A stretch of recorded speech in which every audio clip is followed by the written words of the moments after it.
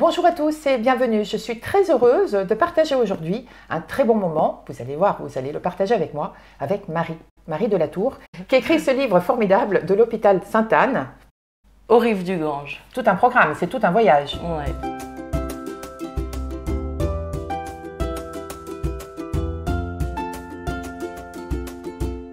Bonjour Marie. Bonjour Olivia. Alors, je suis très heureuse de partager cela avec toi parce que ce livre est très surprenant. Oui, il me surprend moi-même, je crois. Alors, avant de parler du livre, comment es-tu arrivée à éditer ce livre?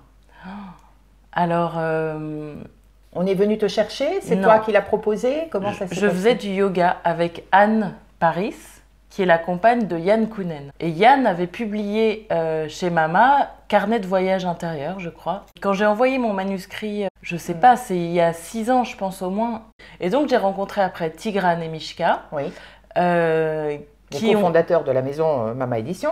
Voilà, merci. En fait, oui, à cette époque-là, ils m'ont dit, il y avait, je te montre, j'avais écrit... Il y a donc 6 ans qu'il était...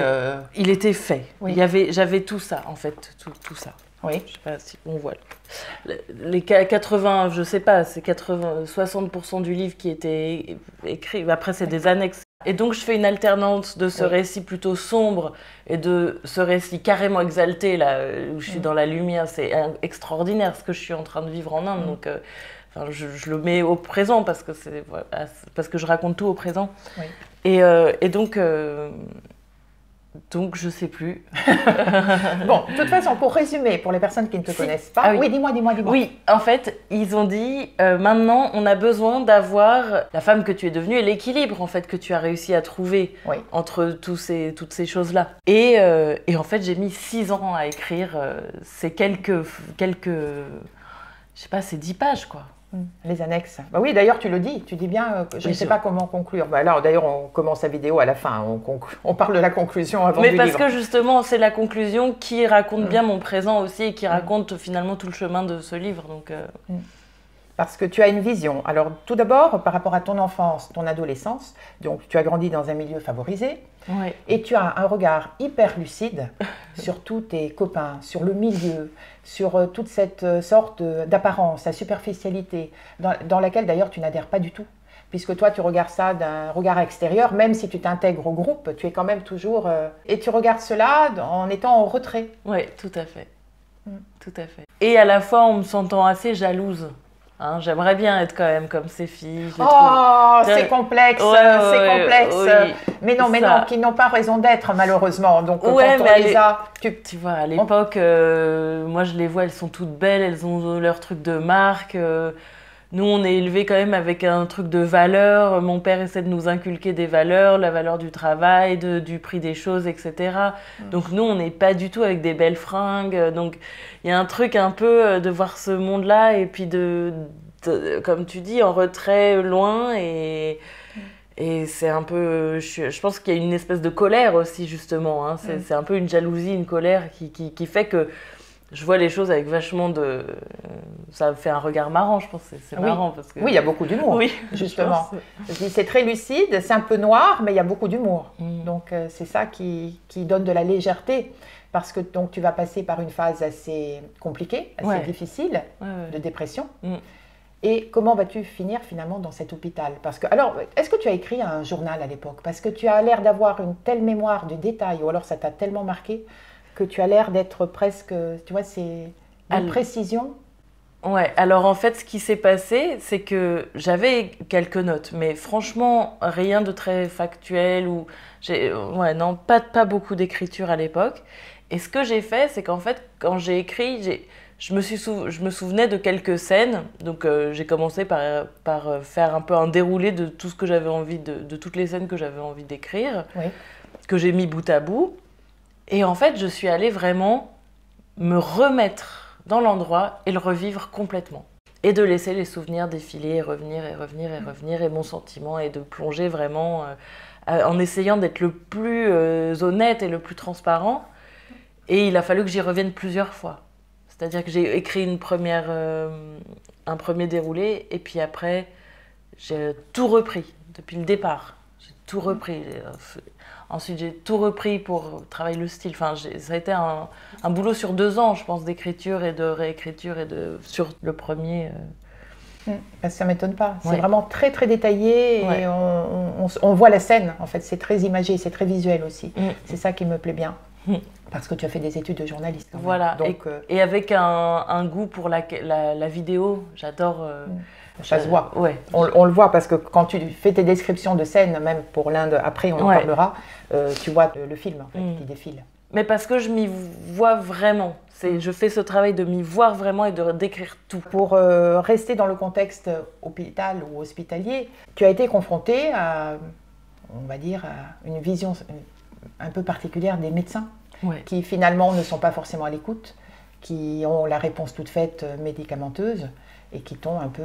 Ah bah pour moi ça a été très violent. Après tout le monde n'est pas hyper sensible comme moi. Enfin, voilà, je veux pas dire que les médecins sont tous des cons ou je sais pas. Ah non, C'est je pas... ne le disais pas, mais Non, je dis simplement que dans ton parcours... C'est vraiment important pour moi de le dire aussi que j'ai rencontré par la suite des gens formidables et tout. Enfin, et même oui, il y a le fameux docteur Vigne qui fait la préface. Voilà, il y a le docteur Vigne. Et même en clinique, il y a eu le docteur Ben Yacoub, par exemple, à Meudon, je crois, qui était formidable. Enfin, je sais pas si j'en parle dans le livre, mais je pense que c'est important aussi de montrer cette face-là de la médecine, qui est en effet, qui prend le pouvoir et qui te dit c'est comme ça et qui décide de ton sort et que toi tu pourras plus jamais. Enfin, ça a été super violent pour moi, en effet. Oui, parce que cette expérience d'hôpital, c'est pas évident. Tu en parles, tu es enfermé dans une petite chambre, ouais. En plus orange. Le linoléum ah orange, oui, ça fait longtemps que je ne l'ai pas lu, moi. Ça m'a choquée parce qu'en plus, c'est une couleur violente, justement, qui n'est pas dans le calme. Ouais. Moi, je me sens très agressée. Déjà, on m'enlève toutes mes affaires. Je raconte le thé. On m'enlève ma boule à thé. Qu'est-ce que je vais faire avec ça Et puis, en fait, quand on a envie de se faire mal, on trouve un moyen. D'ailleurs, là aussi, tu ne te sens pas à ta place. Finalement, voilà, c'était ça ton problème. Oui. Dès le départ, tu ne te sentais jamais à ta place. Jamais. Il n'y avait jamais un endroit où c'était... dans mon milieu, ma sensibilité ne pouvait pas exister. Dans clinique psy, là, dans l'institution, non plus. Même le milieu, alors on est d'un milieu, on est aristocrate, machin, mais après, apparemment, on n'a pas tellement d'argent, donc en fait, on n'est pas vraiment accepté par les bourgeois. Oui, entre deux chaises. Mais c'est ça, et après, les milieux plus simples, nous on est les bourges, donc voilà, ils nous trouvent nazes, quoi. Enfin, donc, bon, moi je sais pas trop. Où te situer. Non, c'est ça. Après cette période, donc tu rentres à la maison et tu vas passer ton bac, que tu vas avoir du premier coup, à la surprise un petit peu et à l'étonnement de tout le monde. Oui. Parce que tu tombes, je crois, sur quelqu'un qui est très à l'écoute. Et à un moment donné, d'ailleurs, dans le livre, c'est très touchant parce que tu dis enfin quelqu'un qui croit en moi, qui me croit capable de quelque chose. Oui, c'est cette Madame Husson, prof de maths au lycée Léonard de Vinci de Levallois. D'ailleurs, si je la retrouvais, je pense qu'elle serait heureuse de voir l'importance qu'elle a eue aussi. Donc, si elle écoute ce message, Madame Husson, c'est pour vous. Ouais. Non, ça a été fort, ça a été beau, ça a fait du bien, Et c'est peut-être pour ça que je l'ai eu, quoi, en fait. Certainement, ça a été le déclic. Oui, parce qu'elle a mis en place le tiers-temps, elle a mis en place, voilà, elle a tout aménagé pour se concentrer sur l'essentiel, et l'essentiel, ça a fait 10,02, quoi, et j'ai eu mon bac. Il y a eu une énergie forte qui m'a portée à ce moment-là, Qu'est-ce que tu vas faire après ton bac? Alors, j'ai commencé par une année de droit à la fac de Nanterre. Alors, j'ai eu la chance d'assister aux cours magistraux de Guy Carcassonne, qui est un constitutionnaliste incroyable, donc ça, c'est quand même génial d'avoir pu vivre ça. Mais voilà, à part ça, je me souviens de rien, et ça me convenait pas, quoi. J'étais pas dedans. Donc, journalisme. Alors, pourquoi t'ont fait du journalisme? Je sais pas. Franchement, je sais même plus pourquoi j'ai eu envie de faire ça. Je fais une école de journalisme. Et c'est par cette école, finalement, que tu vas trouver un stage. Comment est-ce que tu finis sur les rives du Gange? Eh ben, il y a un truc un peu exotique qui se présente à moi quand même, avec ce truc d'adrénaline et puis d'un chemin un peu différent, où une voisine de péniche, parce que j'habitais avec mes parents sur une péniche, donc une voisine de péniche, qui promène son chien, qui explique à ma mère, je sais plus trop, que que sa belle-fille est en Inde et qu'elle fait un documentaire sur le Dalai Lama. Donc là, tout est réuni, même pour les conversations dans les dîners, ça fait bien, quoi. Oui. Quand même, t'es parti en Inde pour le Dalai Lama, là, tout le monde connaît, dans le milieu, machin, tout le monde connaît, là. Donc ça remplissait tous les critères. Tous les critères, l'aventure, la reconnaissance. La bienfaisance, voilà. Le côté tout des était, valeurs. c'était jackpot, quoi. Je partais, Et puis en fait, c'est la grosse claque, quoi.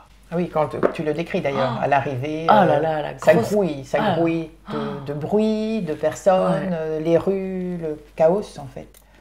De l'Inde, et après des enseignements du Dalai Lama et de la portée, ce que ça vient chercher en moi, C'était la révélation, entre guillemets. Ah mais complètement, c'est clairement ce qui m'est arrivé, moi, c'est une révélation. Je me retrouve au milieu de ces bouddhistes, au milieu de ces moines. J'ai l'impression que ça me semble étrangement tout à fait familier. Alors que dans ma vie, il n'y avait aucune spiritualité. Enfin non, aucune, je ne peux pas dire ça. J'ai été élevée chez des sœurs, donc Jésus-Christ, voilà. Les messes, les rituels. Voilà, il y a quand même quelque chose qui a toujours été... j'ai adoré faire ma communion. J'avais une correspondance, c'est marrant, en t'en parlant, tout ça me revient aussi, avec une carmélite. J'avais une petite correspondance comme ça avec une... où je le mets comment, qu'est-ce que c'est la vocation, mais pourquoi vous faites ça, enfin voilà, avec des questions d'enfants.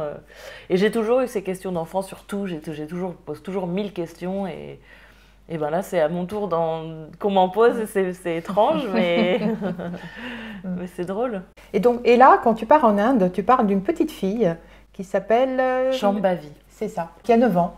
Ouais. Et qu'est-ce qu'elle a de spécial, cette petite fille, qui vous accompagne d'ailleurs pendant le documentaire, pendant votre trip, votre voyage? Alors c'est génial, parce que Shambhavi, elle a une histoire, alors déjà c'est incroyable. Shambhavi, elle habite avec sa maman dans le sud de l'Inde, et un jour, elle dit à sa mère: emmène-moi voir le Dalai Lama. Donc je sais pas, c'est au nord de l'Inde. L'Inde, c'est quand même, je sais plus combien de kilomètres ça fait, mais c'est un truc de fou. Hein. Oui, surtout avec leur transport en plus, donc ce qui rend les choses encore plus longues et difficiles. Voilà, elle dit à sa maman: écoute maman, je veux aller voir le Dalai Lama, et si tu ne m'y emmènes pas, je ferai une grève de la faim. Elle a 5 ans, donc elle dit ça à sa mère. Et avec sa mère, elles partent. Elles traversent toute l'Inde. Ils arrivent dans la résidence du Dalai Lama, dans le nord de l'Inde, et devant la porte, j'adore, il y a les gardes. Enfin, tout le monde ne rentre pas, quoi. C'est le Dalai Lama, je veux dire. Tout le monde voudrait rencontrer le Dalai Lama. Et donc, devant les gardes, elle arrive, elle dit, voilà, I want to see the Dalai Lama. Je voudrais voir le Dalai Lama. Et là, les gardes lui disent, non, mademoiselle, vous avez un rendez-vous, vous avez une lettre, une recommandation, un truc, enfin, je sais pas Surtout quoi. une petite fille de 5 ans. Et il lui dit: si vous ne me laissez pas rentrer, mes larmes ouvriront cette porte. Oh. Et là, les portes se sont ouvertes. Voilà. Elle a rencontré... Les gardes ont été interpellés par cette détermination, cette assurance de cette toute bébé fille, quoi. Enfin, 5 ans, quoi. Maintenant que j'ai des enfants de 5 ans, je vois ça. Ils font pas du tout ça à 5 ans, moi, mes enfants. Donc, elle rencontre le Dalai Lama. Et quand elle rencontre le Dalai Lama lui remet les écharpes de vœux, d'Achidélé, la petite écharpe qu'on te met autour du cou, le kata. Et là, on lui met un kata orange, et le Dalai Lama la reconnaît comme étant une amie d'une vie passée. Et là, voilà, et il la reconnaît comme étant une grande sainte, une sainte. À 5 ans. À 5 ans. Et elle va habiter avec le Dalai Lama enfin pas avec, voilà. Oui, j'ai compris. Mais dans l'enceinte du temple, elles vont venir s'installer avec sa maman. Et la petite fille, le Dalai Lama va vraiment la présenter officiellement. Il va y avoir des cérémonies où ils vont être tous les deux assis à côté sur des estrades devant des milliers de personnes, et où il va la présenter comme étant une grande sainte. Mais sachant que déjà, elle faisait, avant de venir, elle faisait déjà des meetings avec 10 000 personnes qui venaient la voir dans le sud de l'Inde. Hein. C'était déjà... donc, elle avait déjà une renommée. Voilà, donc je pense que la mère savait quand même que les intuitions de sa fille étaient à prendre au sérieux. Elle avait prédit par exemple un tremblement de terre qui était vraiment arrivé. Enfin, il y avait eu des trucs un peu mystiques déjà. Et donc installée chez le Dalai Lama, elle se met à faire des pujas, des grandes prières, où elle invite... non, elle invite personne. Mais si, elle invite c'est ça, c'est génial. Elle invite des prêtres hindous. Donc c'est que des bouddhistes. C'est quand même deux religions très différentes, le bouddhisme et l'hindouisme. Ils ont les mêmes racines. Le bouddhisme vient de l'hindouisme, puisque Bouddha était hindou. Mais si tu veux, c'est quand même deux branches bien distinctes, avec des rites séparés, surtout le bouddhisme tibétain, tu vois. Donc, et au milieu dans l'enceinte du temple du Dalai Lama, elle fait venir des hindous, des indiens, des pandits, des prêtres indiens, qui viennent faire des grandes prières pour brûler la négativité des Chinois. Pour que le Dalai Lama puisse revenir, je sais pas, à 5 ans, vous connaissez des enfants qui font des grandes prières pour brûler la négativité des Chinois pour que le Dalai Lama rentre dans son pays d'origine? Parce qu'il est en exil depuis 1958. Depuis 1958, il a quitté le Tibet et il est exilé en Inde. Et depuis, il a monté des communautés qui sont hallucinantes. C'est hallucinant ce qu'il a réussi à construire dans un pays qui n'est pas le sien. Et comme l'Inde les a accueillis, c'est juste extraordinaire. J'ai jamais vu une diaspora aussi organisée, aussi... Puis dans la non-violence surtout. Ouais, c'est ça aussi. C'est complètement fou. Donc une inspiration. Et puis moi... tous mes concepts en fait, si tu veux changer le monde, commence par toi-même. Donc ça, c'est le Dalai Lama. Puis après, donc tu commences par, c'est très précis, tu commences par toi, tu es sympa avec ta mère, avec ton père. Oui, tu agrandis le cercle. Et petit à petit, ça fait tache d'huile. Donc toute ma conception du journalisme pète, tout mon monde pète, tout. Voilà, je me retrouve avec toutes mes... Oui, parce que toi, donc, excuse-moi, par rapport à ton périple ici, en fait, tu la côtoies, la petite fille. Mais oui. Elle est avec vous. Mais oui. Ben voilà. Oui, je suis au service de Shambhavi et de sa maman Usharani. Un honneur pour toi, en fait, de côtoyer de si près Ben oui, c'est très privilégié aussi, quand même. C'est très spécial, ouais. Donc, pendant ce périple, donc, tu as cette sorte d'ouverture spirituelle, enfin, qui s'amplifie encore plus, parce que tu l'avais déjà au départ. Et donc, tu vas rencontrer un médecin, le docteur Vigne, qui va lui aussi être une sorte de petite bombe. Ça va être quelque chose pour toi de très important. Ah oui, c'est important. Parce qu'il va te libérer de ces médicaments qui finalement t'intoxiquent. Il va te donner la force de... Tout à fait, et la guidance, et la légitimité, parce qu'il est psychiatre. Donc il a fait les études de médecin psychiatre, donc il a dans son bagage tout, la connaissance de la maladie psychique. Donc ça me permet de plonger dans cette vision spirituelle, enfin dans cette ouverture spirituelle, et de concrètement mettre les choses en place, quoi. Est-ce que tu l'as rencontré là-bas par hasard? Par hasard, non. Il était comme consultant un peu sur le film, tu vois. Une rencontre fortuite qui va d'ailleurs dans le sens où il te dit aie confiance en toi, tu peux guérir toute seule, tu n'as pas de médicaments, tu n'as pas besoin de tout cela. Voilà. Il ne m'a pas dit toute seule. C'est quand même un chemin, c'était quand même dur, ça a été possible pour moi dans certaines conditions parce que justement il était là, que je faisais des retraites avec lui, que avec Capucine on faisait du yoga tous les jours pratiquement avec le travail. Donc il y a ce tournage et après on revient à New Delhi où elle est basée et là la journée commence par du yoga, un peu de méditation et après on bosse. Et c'est un peu la condition essentielle. C'est si vous n'êtes pas dans cet alignement pour ce film, vous n'allez pas y arriver. Et ce qui est vrai, parce que ça touche à des choses qui sont le retour du Dalai Lama au Tibet. C'est la deuxième personne, pratiquement à la suite, qui me parle des bienfaits du yoga. Ouais. Donc vraiment pour l'équilibre, pour le psychisme, pour le physique, pour tout. Pour revenir dans son corps. Oui. Pour accepter ce qu'on vit dans notre corps. Et puis la souplesse du corps, tout simplement, corps-esprit, que tout ça soit harmonieux et que... Et moi, ça m'a fait faire la paix avec mon corps. J'étais en guerre, clairement. Hein, donc, heureusement, parce que tu es magnifique. Oh, bah t'es trop lumineuse. Non, mais c'est vrai, tu as une telle douceur, une telle gentillesse, une telle ouverture. Vraiment, on se sent très bien. Oh, c'est Tu gentil. crées autour de toi vraiment un cocon. Oh. C'est vrai. Bah, merci, merci. Combien de temps es-tu restée en Inde, finalement? Alors, 6 mois, puis Ah oui. 3 mois. Après, plus tard, Parce un que mois. je crois que tu ne l'évoquais pas la Non, durée. Ou du moins, pendant que je lisais, je ne savais pas si c'était 2 semaines, 3 semaines. Non, c'est presque un an en fait, parce que en fait j'y suis allée 6 mois, puis après je suis revenue en France et puis j'ai eu alors là j'étais hyper malheureuse hein. Quand je suis revenue en France dans la famille avec tout ce que j'avais vécu et où genre j'étais pas capable de raconter, j'avais arrêté et on attendait de moi quoi, j'avais fini mes études, ok bah t'as arrêté tes médicaments, bah allez go. Bah ouais mais non là donc bah, je veux peut-être apprendre le tibétain, je savais pas trop quoi. Et là je rencontre un ami de Jacques Vigne qui me dit bah je te paye ton billet pour repartir. Waouh. Et là incroyable quoi, Jean-Max Tassel. Oui, parce que là, j'allais dire, le retour devait être la douche froide. Ouais. Tu quittes un environnement dans lequel tu t'es épanoui, voilà. tu te découvres et tu reviens dans une sorte de froideur, de Et ça, routine. c'est après le livre. Donc, le livre, c'est les 6 premiers mois en Inde, en fait. Et enfin, non, là, je raconte que 1 mois, en fait. Je raconte que 1 mois. C'est l'impression que j'ai eue, que c'était vraiment très rapide, trop court. Oui. D'où ma question de me dire, mais comment tout s'est accompli, tout ce changement en aussi peu de temps? Non, voilà, ça a été... Pour arrêter les médicaments, j'ai mis 6 mois. C'est petit à petit. Puis tous les mois, je partais là où il avait un ashram.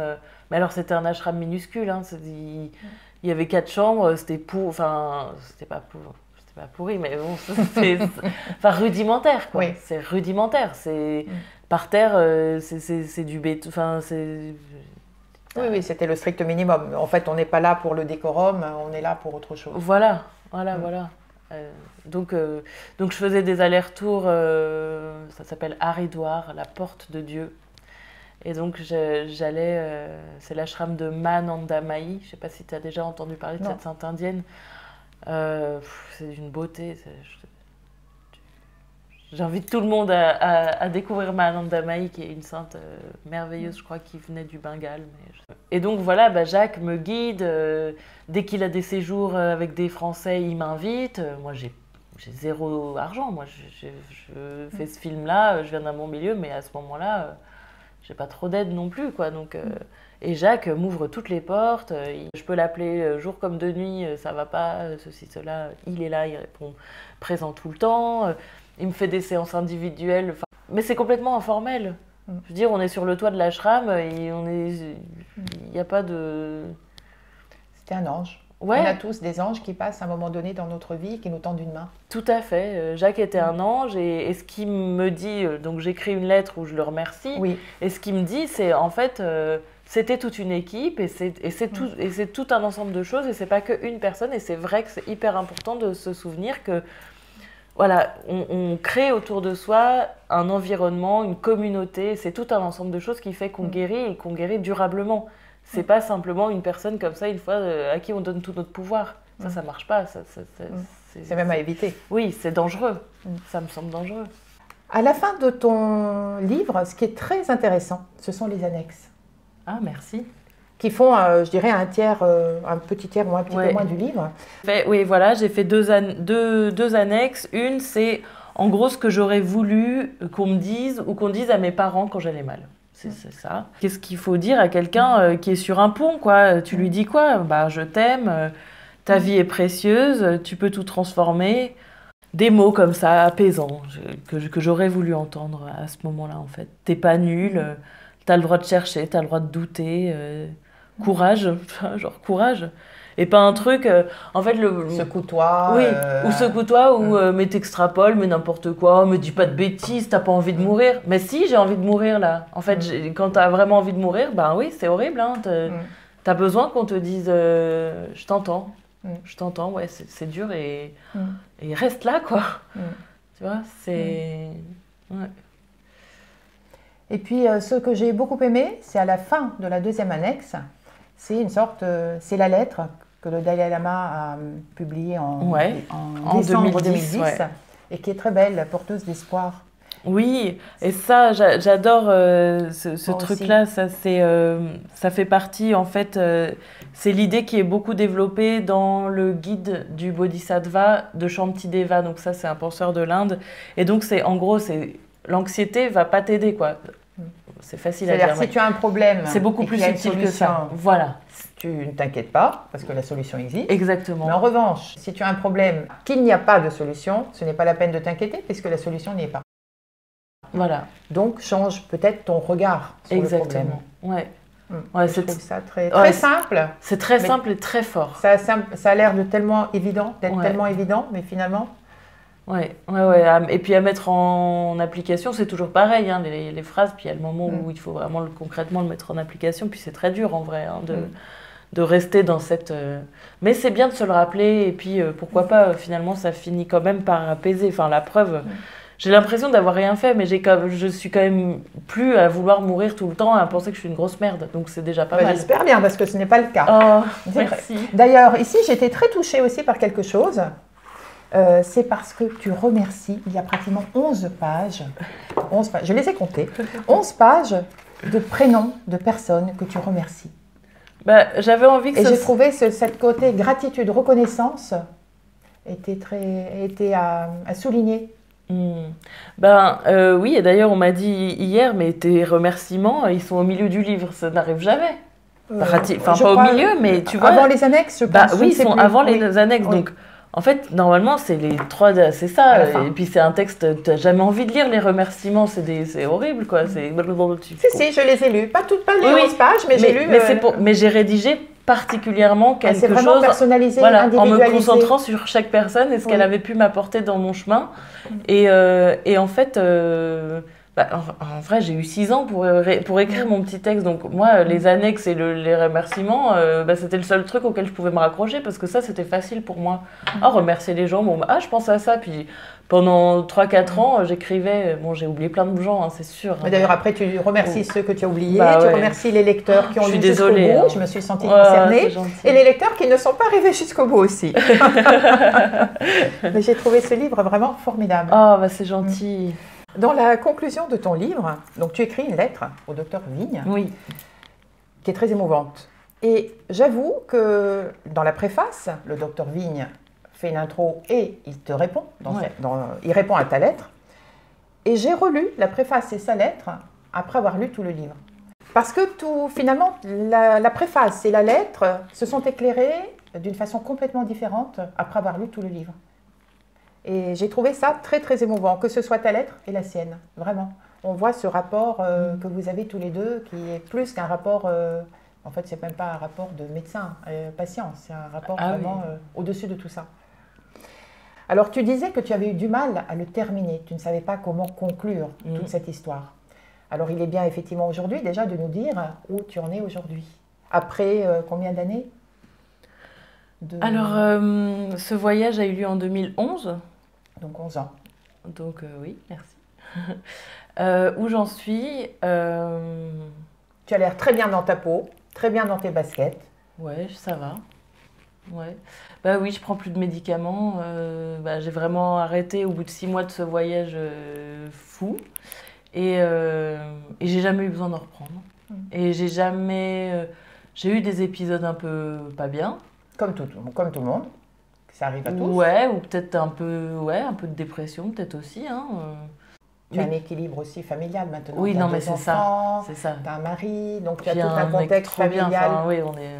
J'ai rencontré une personne merveilleuse aussi avec qui je vis, avec qui on partage tout. C'était mon meilleur ami. Donc en fait, quand je reviens d'Inde, je vais hyper bien. Je suis transcendée, je suis complètement exaltée, je suis dans un état... Et je me dis, mais ça va finir par redescendre, ce truc-là. Je suis bipolaire, moi, ça va redescendre. Et puis, en fait, je rencontre Julien. Enfin, je rencontre pas Julien, on était meilleurs amis depuis des années. Et en fait, je me rends compte que c'est lui, mon amoureux. Oui, tu as un regard... J'ai un regard qui change complètement sur tout ce que je me dis, mais tellement d'amour pour un homme, et allons-y, quoi. C'est l'amour de ma vie, cet homme-là. Et donc, on se marie, on a un enfant, puis 2 enfants, puis on s'installe en Bretagne. Et en fait, je trouve mon équilibre au bord de la mer avec Julien. Puis Julien est musicien. Donc en fait, au départ... Oui, parce qu'on n'a pas parlé de l'importance de la musique dans ta vie. C'est très important. Très important. Et en fait, quand je reviens en Inde, ce qui me relie à Julien, c'est que j'arrive avec quelques chansons et je lui dis, tu veux pas m'aider à en faire quelque chose? Parce que tu chantes. Voilà, parce que je chante. Et tu as pris des cours de chant? Oui, mais vers 16 ans, je faisais partie du jeune chœur d'Île-de-France dirigé par Francis Bardot. J'ai été acceptée dans son chœur de jeunes et c'était génial. On chantait dans les plus belles églises de Paris, on chantait les plus beaux morceaux. Donc ça aussi, ça c'était très spirituel quand même. Quand on chante un requiem de Mozart, je crois que c'était à Saint-Eustache où c'est extraordinaire. Ah ouais, moi j'en ai à nouveau parce que vraiment c'est d'une rare beauté. Enfin, ça te transcende, c'est très fort. Donc quand tu pars en Inde, tu as une sorte d'inspiration musicale, c'est ça? En fait... Parce que tu disais que tu étais revenue avec des chansons, des idées. Oui, c'est vrai que j'ai écrit des textes avec des airs qui me sont venus, oui. En fait, l'histoire, c'est que j'étais soprane, donc c'est la voix super aiguë. Et j'étais pas capable de chanter un joyeux anniversaire autrement que joyeux. J'avais une voix qui s'intégrait pas du tout dans le monde. Et j'étais comme ça, au perché, dans mon truc de soprane, à chanter des trucs de Mozart dont personne ne comprend. Enfin, voilà. Et en fait, avec l'Inde, le mantra, c'est ces sons en sanskrit qui font partie des prières. Donc la répétition du Om, par exemple, c'est le premier mantra, c'est Om. Et donc le chant du Om... Qui sont plutôt bas. Et oui, qui nous invite à aller faire vibrer les espaces de notre corps et avec une notion très intérieure du son. En fait, on ressent le son qui fait vibrer l'intérieur de notre corps. On ferme les yeux et on ressent. On n'est pas là à projeter une voix qui va faire tel effet. On est à ressentir et à se guérir soi-même en fait par le son qui sort, qui nous pénètre de notre corps. Toutes nos cellules en fait, tu vois. Et donc ça c'est une découverte extraordinaire aussi pour moi. Ces chants-là, ces mélopées, ces psalmodies, tu vois, tout ça. Waouh. Et je me mets à chanter des ohms graves.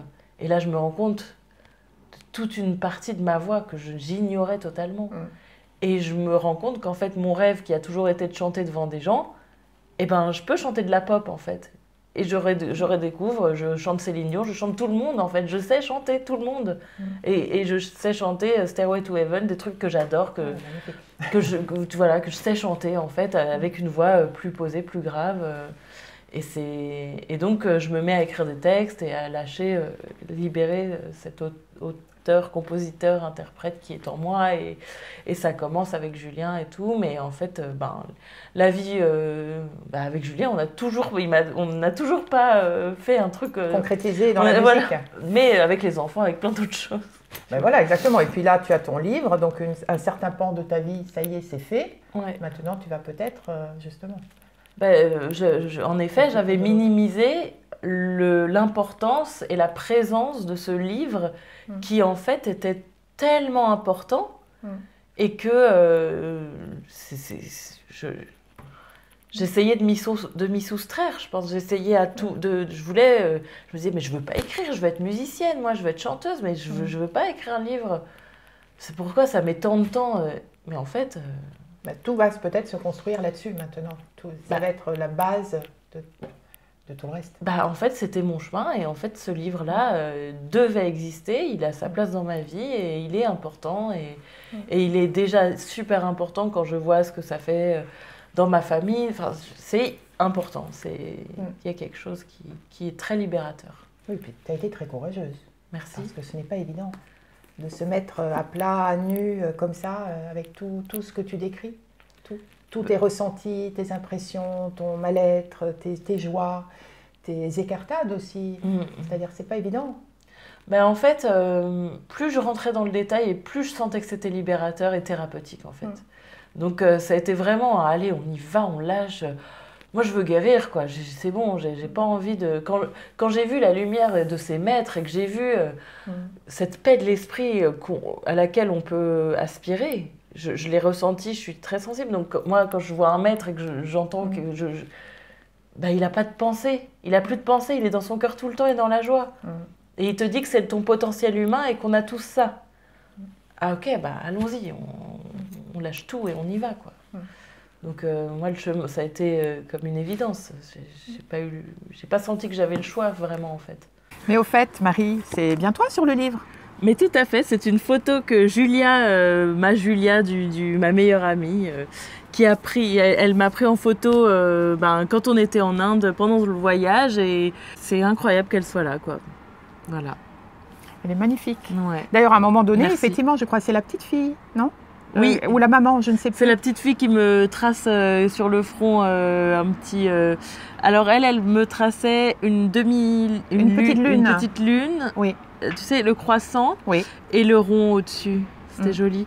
Et là, c'était en sortant d'un temple, le prêtre, paf, nous colle un truc, et Julia me prend en photo. Et Ouais, c'est magnifique. Et voilà, et la photo, on a perdu la qualité. Donc j'étais très surprise qu'on arrive à la garder en couverture, et c'est peut-être le fait d'être passé en noir et blanc qui fait que ça marche, quoi. Mais je pense que c'était une perte de contrôle que d'accepter que le livre sorte, qu'il y ait une couverture. Là, on a réussi à tout combiner, le distributeur, enfin tout.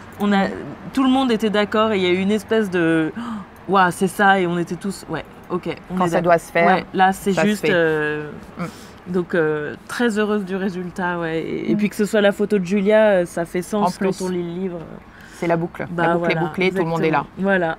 Et Anne, qui m'a aidée, Anne Paris, tu vois, qui m'a aidée à rencontrer Mishka et Tigrane. Donc tout le monde est là. Tout le monde est là. C'est chouette. Super. Merci. Merci à toi.